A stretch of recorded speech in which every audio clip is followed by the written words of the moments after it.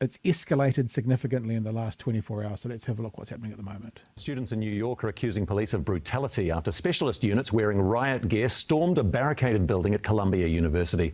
Around 100 pro-Palestinian protesters have been arrested after officials at the campus decided the 2-week standoff had gone too far. US correspondent Logan Church reports.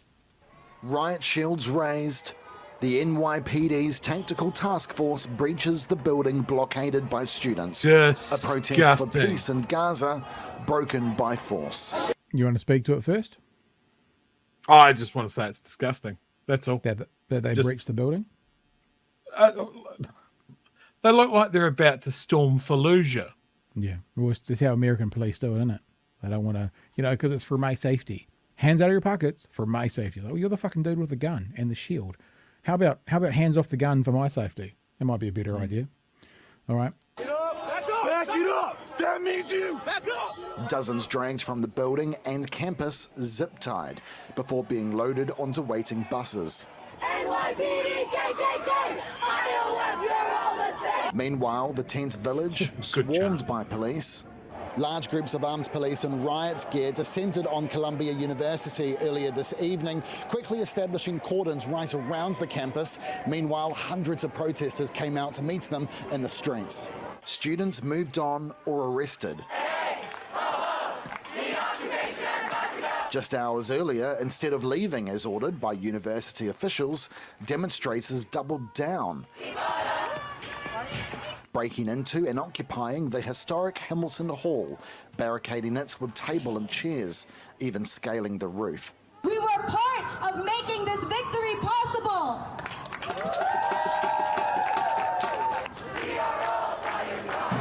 Supporters gathered outside the campus today. I think that it's fantastic. I think it deserves protests. Although counter-protesters cried out too. If people have committed crimes, I think they should be arrested and they should be, charged. We shall not be moved. Come on, let's go. We gotta go. It seems university officials were listening. The 2-week protest escalating to the point where they felt forced to agree with the city's mayor and ask for help. We cannot wait till this situation becomes even more serious. This must end now. But this may not be over yet. As with previous protests, crackdowns have only triggered new demonstrations nearby, with a burning question of whether a response like this will only make things worse. So that's the story from Logan Church. I've got another part of the story, which is what's happening in New Zealand to support what's happening in New York, which we'll play in a minute. But Chewy, let's speak to the first part of it, which are the protests happening at Columbia University in New York. This is something obviously that's happening throughout universities in the States. And the one thing that has been in common with all of them is a massive, disproportionate police response. From Texas to Ohio to Uvalde to here in New York and that sort of thing, as we see. And I just think that's a really interesting microcosm of what's actually happening in Gaza, which is a massive, disproportionate show of force against people that cannot respond to it.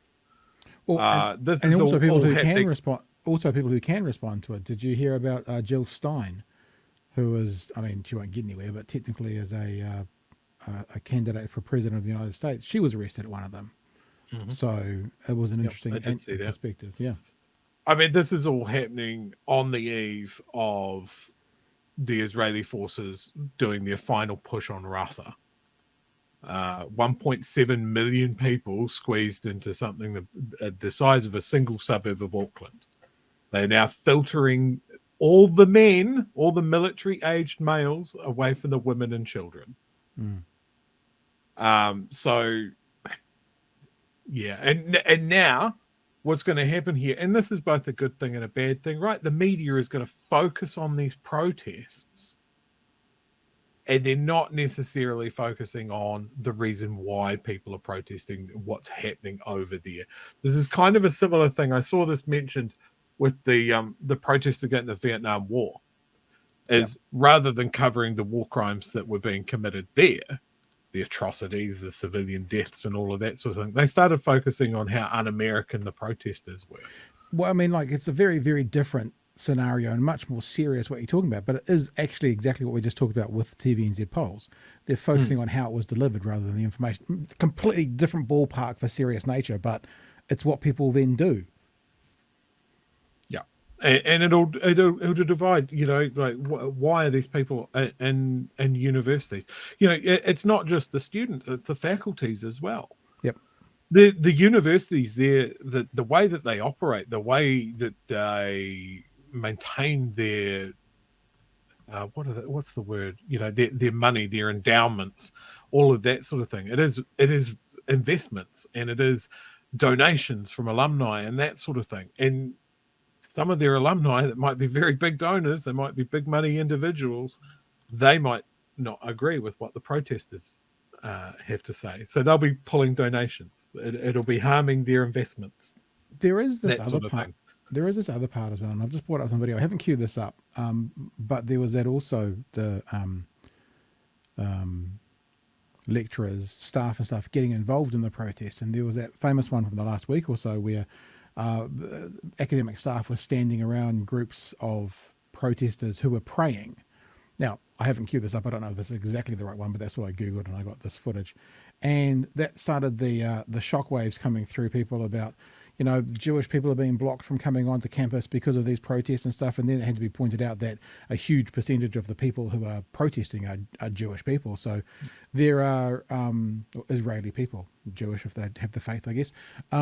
But there's also that element which is doing it. I also emailed we're not going to get them, I guess, but emailed one of the academics who was arrested at one of these events as well for protesting and trying to protect students from the police arresting them by just circling them, staying around them and trying to put a buffer, for want of a better word, between the protesters and the police. And so that's been happening as well. So you were just talking about losing funds, but it's kind of a side note, but I think it's probably a little bit like, Robertson, sorry, his first name just jumped out of my head, Minister of Finance that's just moved on. Oh, Grant Robertson. Grant Robertson, who's now the Chancellor or whatever it's called for Otago University. I think I read a story today where 4 funders have said they're not going to give money to Otago University. I did want. I was holding this in reserve for later on in the show, but but it kind of ties into, if you're not like, do we therefore have to get rid of these people because of the funders? Or I mean, New Zealand's a bit different, right? We don't need hundreds of millions of dollars from funders to run our universities, but but the university's gone, oh well, which is kind of the right response. Can I go on a wee tangent here? Yeah, do what you want. Tangent time. So, for those of you that are unaware, Grant Robertson is becoming the Chancellor or Vice Chancellor of Otago University. And the ODT has been running a series of stories about that. ODT being, of course, New Zealand's most trusted newspaper.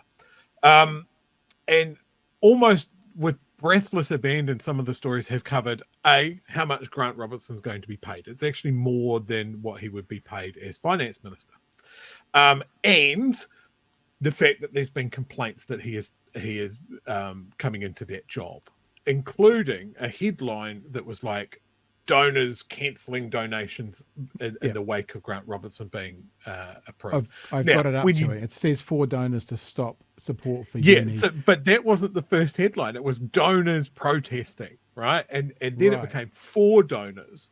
And then there's a bit more. Yeah, you won't be able to because it's the ODT. Behind the wall. Then it turned out that those 4 donors that were pissed, do you know when they last donated? No. The most recent donation from one of those 4 was 1995. Oh, really? Yeah. And as far as his pay packet, Grant's already on record saying that he doesn't need that much money and he will use it to establish a series of scholarships. So, yay, ODT. Yeah. Anyway, we distracted a bit from the conversation around the tangent protests. time. Look, when it comes to these student protests, you know, we hear it all the time. America is the land of the free. Freedom of speech, bastion, pillar of our society, all of that sort of thing. And it's funny when that comes up when you have uniformed Nazis marching in the street and the police can't do anything. But the moment that students have a sit-in, wow, look what we've found. We've found out where we keep all our riot gear. Yeah. Our fire extinguishers full of pepper spray. Yeah. All of our long battens. You know, we're going to get the fire department involved so we can come in through the second floor window. Oh, you get real creative then, don't you? Yeah. Let's just continue this story because this is the second part of the same story, but it's talking about what's happening in Auckland and other parts of the world to support what's happening in America. Meanwhile, the protest movement's now spreading around the world, with students rallying across the UK, France, Italy, Canada, Australia and here in support of Palestinians caught up in the Israel-Hamas conflict. Corazon Miller is at Auckland University. How's it looking there, Corazon? Look, it is a big crowd here tonight. At its peak, there would have been more than 250 people who had gathered, not just Palestinians, but members of the wider Auckland community who'd come here to stand in solidarity and express their very real concern for the humanitarian crisis they see happening in Gaza. Organisers had initially indicated that they wanted to set the flag up in the background. overnight. Yeah, someone's got a tēnā rangatira hung a flag in Palestinian colours. But the important thing they want to know is that they are angry, they Didn't see are that. frustrated It's that cool. after months and months of getting out there on the streets and protesting, that those in power who have the ability to make that change don't seem to be listening. We're standing in solidarity with the students in Gaza who have had to stop their education, not by choice, just because of the complicit genocide going on. We are calling for the basic human rights. The rights to access their home, the rights to access food and water. Obviously, we're on different sides of the spectrum here, although at the same time, we do want the same things. We want peace in the Middle East. That's quite a, I mean, as far as a Jewish voice at Auckland University, I mean, like, don't know what his views are and don't know how hard he'd go personally, but that was an okay response, you know, looking for peace in the Middle East. So you can't ask for much more than that, I guess. Palestinians are like our brothers. In Sudan, we share a very similar struggle. Currently, there's a war in Sudan, so we understand how it feels to be helpless. Look, we did reach out to the New Zealand government today. A spokesman from Winston Peters' office, the foreign minister, said New Zealand has repeatedly backed those calls for a ceasefire, and they're expressing serious concerns about what they see happening in Gaza and would like to see a more permanent long-term solution for peace. But in terms of the word genocide, have said they are being guided by the United Nations, by the International Criminal Court of Justice. It so far has said it's plausible that genocide is happening on the ground in Gaza, has urged Israel to do more to improve the humanitarian situation.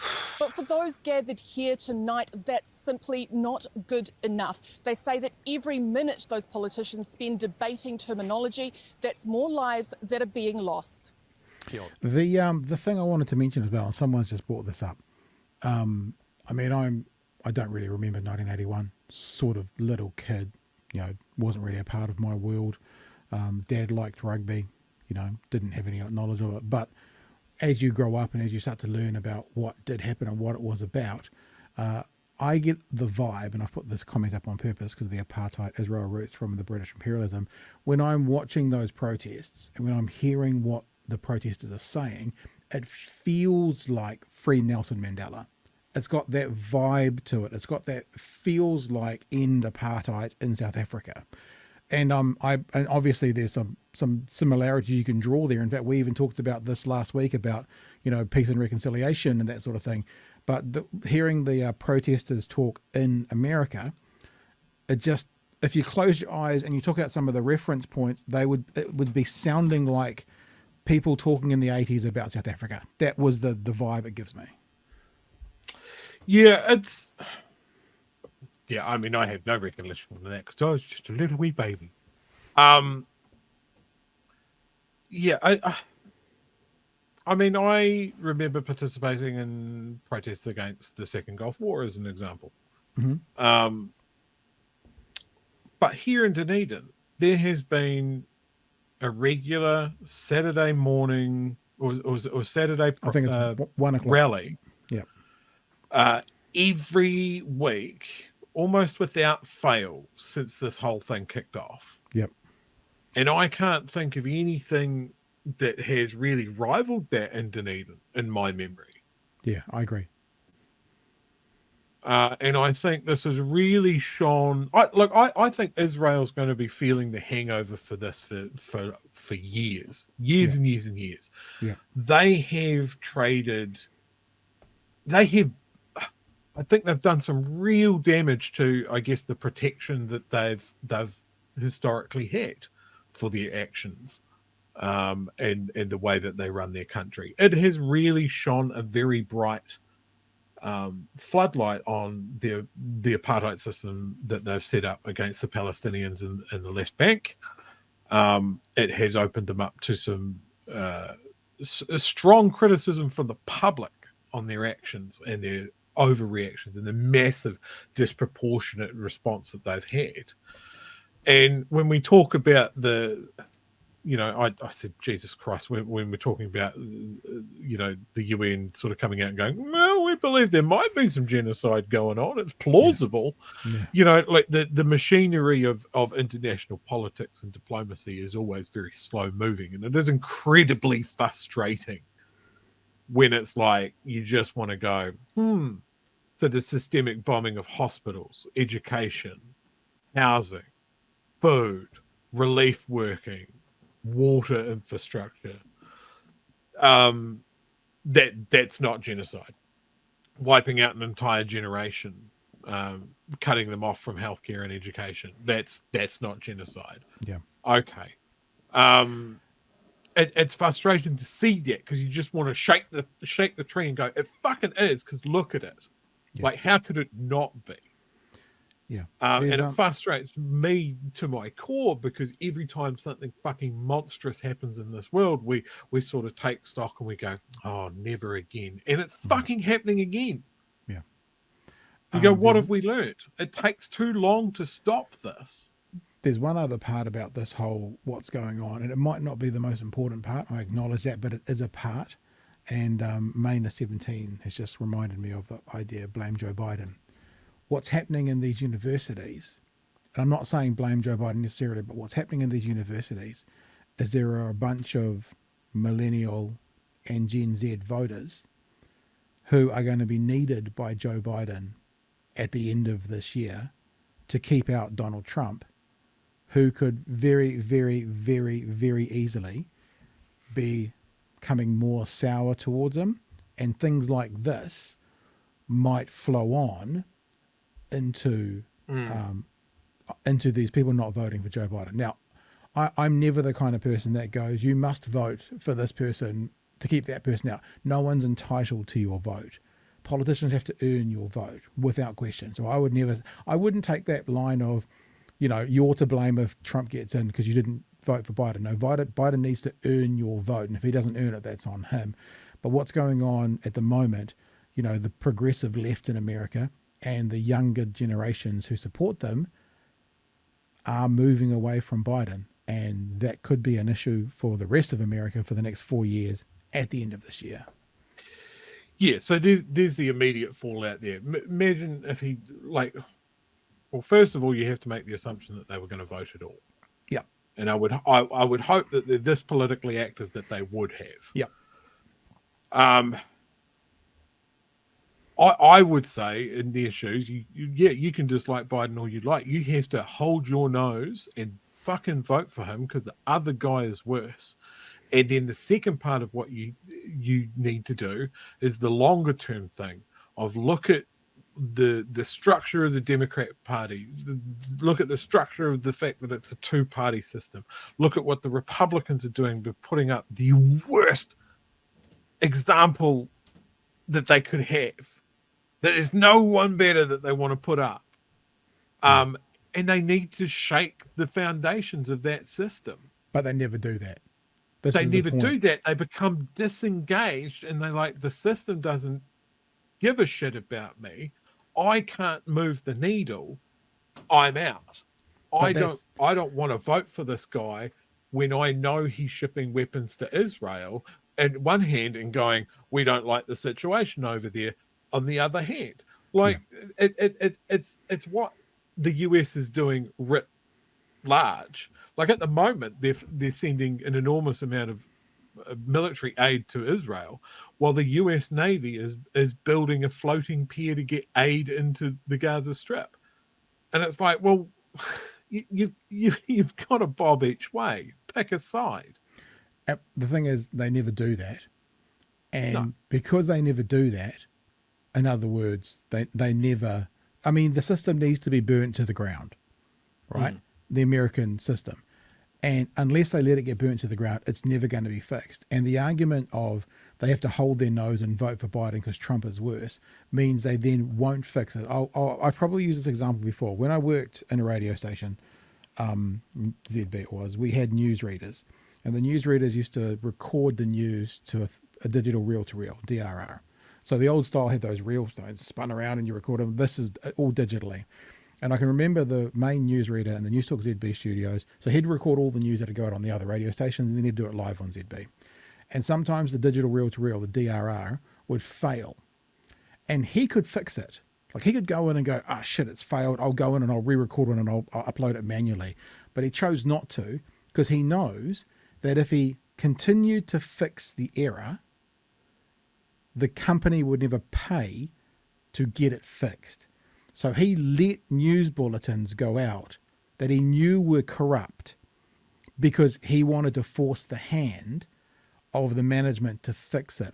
And I think the longer and it's not really we have a different system, but the longer Americans hold their nose and vote for the person they don't want, the longer it's going to take for the system to change. Now, I know what that means. You could have a fascist in 10 months' time. Not saying it's easy. And I know what's happening is I'll go, well, just do it this time. Just do it this time to keep Trump out. You know, DeSantis will be up next time. And he's like Trump, only he got a bit of a higher IQ. You know, it's like at some stage, it's got to burn to the ground. Easy to say, hard to do. And if they keep holding their nose and voting, they're going to keep getting what they've got right now. And maybe it's an impossible choice, but those are the choices.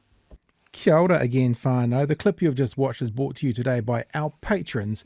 If you want to be a part of what we do, if you want to get behind what we're doing, if you're enjoying our content and wanting to share our content, then maybe you would consider being a patron to Big Hairy News. Head to www.patreon.com/Big Hairy News to sign up to one of our levels and be a patron.